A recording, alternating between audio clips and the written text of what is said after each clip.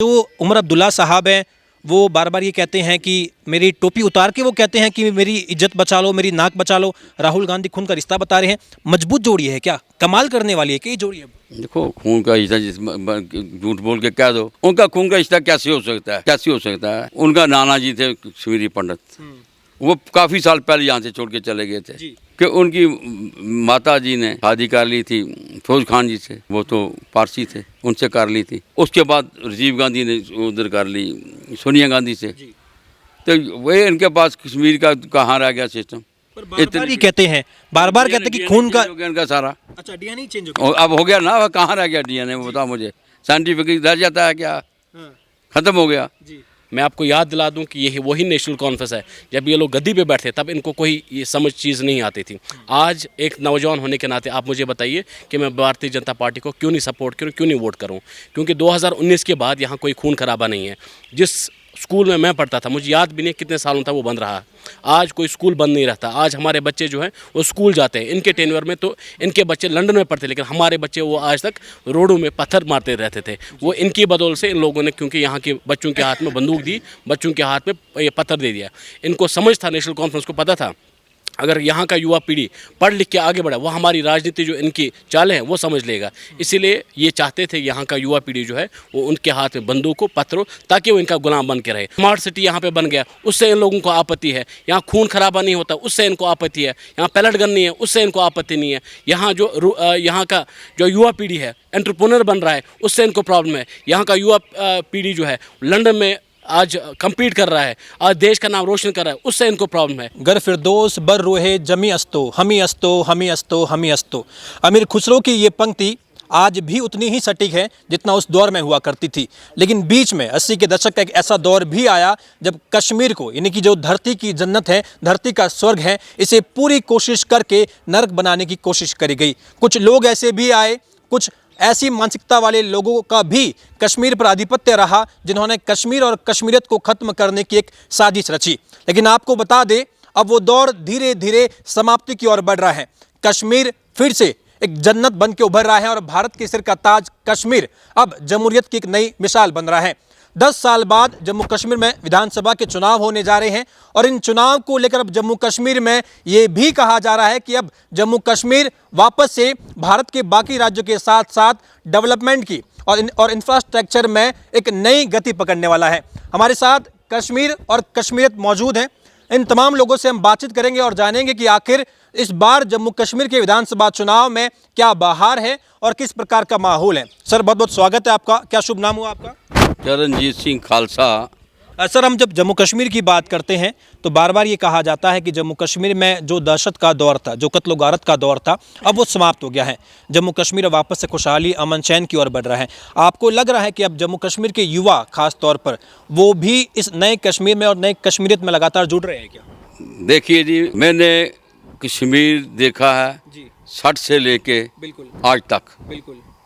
जब हम बच्चे होते थे, पढ़ते थे स्कूलों में, हमारे फादर ट्रांसपोर्टर थे, तो हम उनके साथ श्रीनगर छुट्टियों में आया करते थे। तो हमारे इधर रिश्तेदार भी रहते थे, उनके पास 2-2 महीने रुक जाते थे, महीना रुक जाते थे यहाँ पर।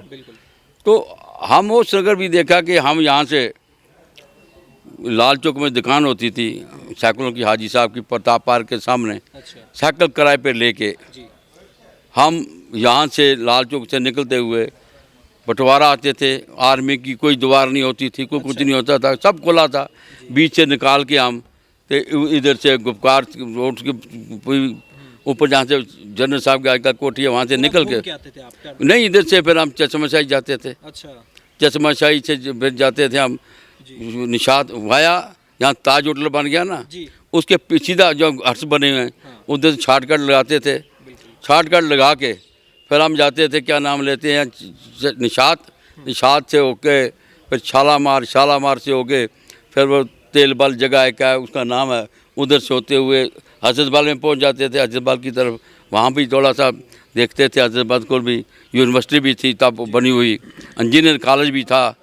तो उसके बाद हम छठी पातशाही गुरुद्वारे से मत्था टेक के फिर हम जाते रानावाड़ी से खनियार है ना, खनियार से होते हुए पहले बीच से एक रास्ता था और नीचे पुल से होके फिर ऊपर चढ़ना पड़ता था।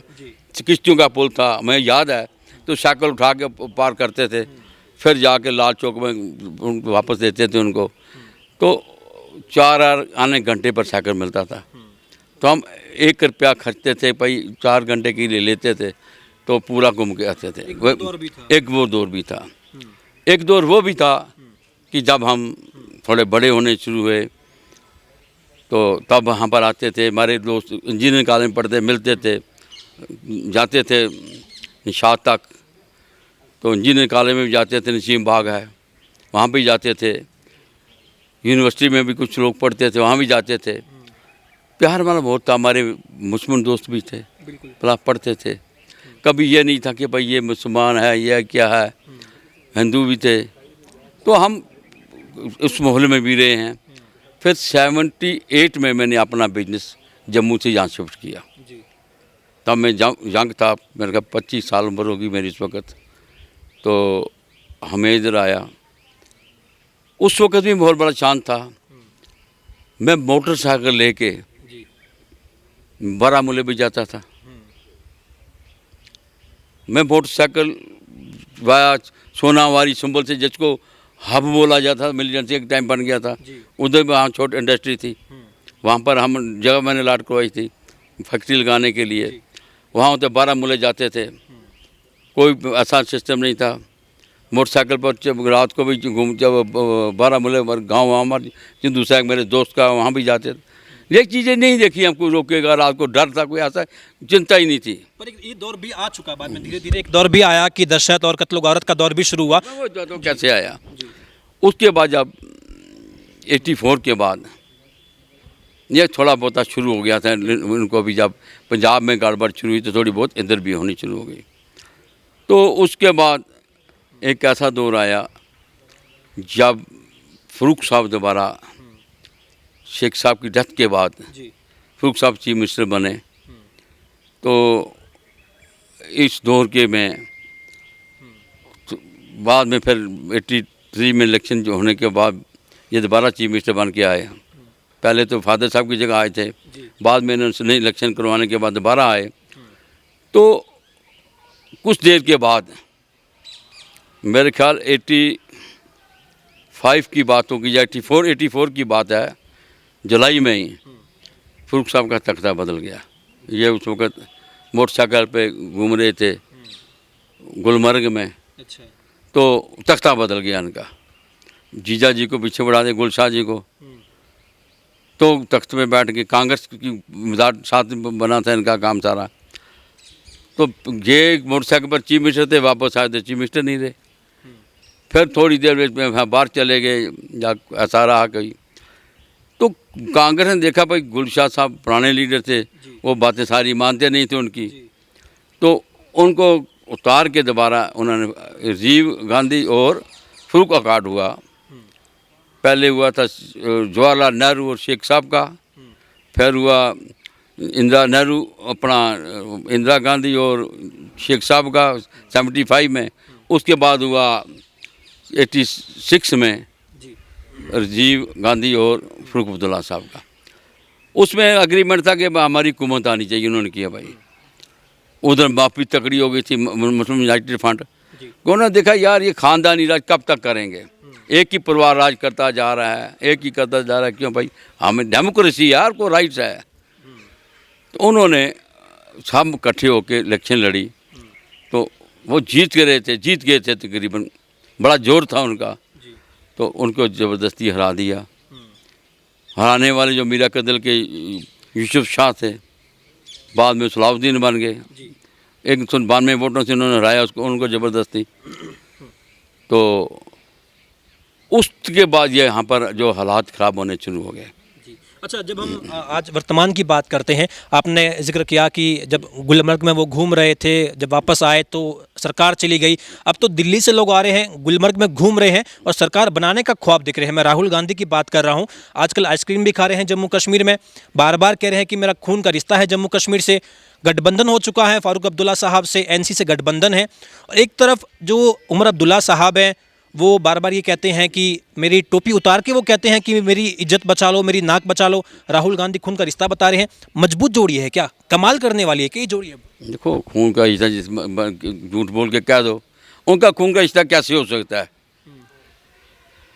कैसे हो सकता है? उनका नाना जी थे कश्मीरी पंडित, वो काफ़ी साल पहले यहाँ से छोड़ के चले गए थे जी। कि उनकी माता जी ने शादी कर ली थी फौज खान जी से, वो तो पारसी थे, उनसे कर ली थी। जी। उसके बाद राजीव गांधी ने उधर कर ली सोनिया गांधी से। जी। तो वही इनके पास कश्मीर का कहाँ रह गया सिस्टम? पर बार बार ये कहते हैं, बार बार कहते हैं कि खून का। हो गया इनका सारा। अच्छा, डीएनए चेंज हो और अब हो गया ना, कहाँ रह गया डीएनए? वो बताओ मुझे, साइंटिफिक रह जाता है क्या? गया। खत्म हो गया। जी। और उसी वजह से सारी कश्मीर में मिलिटेंसी आई। अच्छा। आप मुझे बताइए, जब ये मिलिटेंसी आई और उस वक्त हुकूमत किसकी थी? फरूक साहब की। उस बड़ी हम थे, मैं रहता था राजबाग में, रात को आवाज़ आती थी, जब बड़ा टेपें लगती थी यहाँ पर, ऐसा लगता लाखों लोग आ रहे हैं, लोग डर के मारे में कश्मीरी पंडित घर छोड़ के चले गए। हम भी वहाँ रहते थे, पत्र ऊपर द्वारों के मकान पर पत्र। क्या गवर्नमेंट नहीं थी उस वक्त? क्या वो रोक नहीं सकती थी? अगर लाखों लोग लाल चौक में आ गए रात को, तो गवर्नमेंट कहाँ सोचती? एजेंसियाँ कहाँ थी? जी, बड़ा सवाल है ये कहाँ थी एजेंसियाँ? जी। फरूक साहब कहाँ से बात करते हैं? किन लोगों का ख्याल रख सकते हैं? ये तो राजकुमारों की तरह ज़िंदगी जीने वाले लोग हैं। ये क्या परिवार एक तरीके से। चंद परिवार, चंद परिवार हैं, तो कैसे कर सकते हैं लोगों की खिदमत? कोई नहीं की इन्होंने खिदमत। जी। इन्हों के मन में जो एक बात थी 47 से, जब 47 में कवाली आ गए, पीओ के जिसको कहते हैं पीओजे के, हमारे जो फोर फादर थे, हम लोग मुजफ्फराबाद के रहने वाले थे, वो हमारे कहते हैं कुर्बानी हमने दी। इन्होंने क्या कुर्बानियाँ दी हैं? कुर्बानी तो हम सिखों ने दी हैं। 4-5 हज़ार आदमी तो संग्राम में मर गया, जीत हो गया। सिख थे सारे लोग, कश्मीर का सिख था, मुजफ्फराबाद के लोग थे। तो ये कैसे कह सकते हैं हमने कुर्बानी दे दी? सारी कुर्बानी दी है जम्मू कश्मीर के लोगों ने, पंडितों में दी है, इन लोगों ने भी दी है जो हैं, लेकिन नेशनल कॉन्फ्रेंस के लिए नहीं है। बिल्कुल, इसमें सब ने दी है। ठीक है, मैं आप पे दोबारा आऊँगा। सर कह रहे हैं कि जो कुर्बानी है, कुर्बानी देने वाले जो हैं वो इसमें जम्मू कश्मीर के तमाम बाकी लोग हैं। लेकिन हम जब बात करते हैं एनसी की बात करते हैं, उनके तमाम लीडर कहते हैं, उमर अब्दुल्ला बयान दे रहे हैं कि अगर कश्मीर के लिए और आतंकवाद से लड़ने के लिए किसी ने कुर्बानी दी है तो वो एनसी ने दी है और हमारे लोगों ने दी है। देखिए बंदूक लाने वाला नेशनल कॉन्फ्रेंस था। मैं आपको याद दिला दूं कि JKLF जो है, उसके जो फाउंडर है वो फारूक साहब रह चुके हैं। लंदन में जब JKLF बनी थी, उसके एक फाउंडर मेंबर तो फारूक साहब खुद थे। बंदूक लाने वाले ये लोग हैं और विक्टिम कार्ड खेलने वाले भी ये लोग हैं। कश्मीरियों का यहाँ कब्रिस्तान सजाने वाले नेशनल कॉन्फ्रेंस है, और आज ये दावा करते हैं कहीं ना कहीं विक्टिम कार्ड खेलने वाले भी यही लोग हैं। ये लोग अपने शासनकाल में, अगर आपने इनका शासनकाल कई सालों से देखा होगा, बहुत सारे ऐसे नौजवान कश्मीरी अवाम जो है वो आज तक इन लोगों ने उन गोली से उनकी कब्रें सजा दी। पैलेट गन्स का इस्तेमाल जो इन्हीं लोगों ने किया, और आज ये कहते हैं कि हमारी राज में ये सब चीज़ें नहीं हो रही थी। मैं लगता है उमर साहब और फारूक साहब की यहाँ तो शॉर्ट टर्म मेमोरी लॉस है उनको शायद याद नहीं रहता कि उनने अपने टेन्योर में कितने लोगों का कत्ल कर लिया। मैं आपको याद दिला दूँ कि यही वही नेशनल कॉन्फ्रेंस है, जब ये लोग गद्दी पे बैठे तब इनको कोई ये समझ चीज़ नहीं आती थी। आज एक नौजवान होने के नाते आप मुझे बताइए कि मैं भारतीय जनता पार्टी को क्यों नहीं सपोर्ट करूं, क्यों नहीं वोट करूं? क्योंकि 2019 के बाद यहाँ कोई खून खराबा नहीं है। जिस स्कूल में मैं पढ़ता था, मुझे याद भी नहीं कितने सालों तक वो बंद रहा। आज कोई स्कूल बंद नहीं रहता। आज हमारे बच्चे जो हैं वो स्कूल जाते हैं। इनके टेन्योर में तो इनके बच्चे लंदन में पढ़ते, लेकिन हमारे बच्चे वो आज तक रोडों में पत्थर मारते रहते थे। वो इनकी बदौलत से इन लोगों ने, क्योंकि यहाँ के बच्चों के हाथ में बंदूक दी, बच्चों के हाथ में ये पत्थर दे दिया। इनको समझ था, नेशनल कॉन्फ्रेंस को पता था अगर यहाँ का युवा पीढ़ी पढ़ लिख के आगे बढ़ा, वो हमारी राजनीति जो इनकी चालें हैं वो समझ लेगा।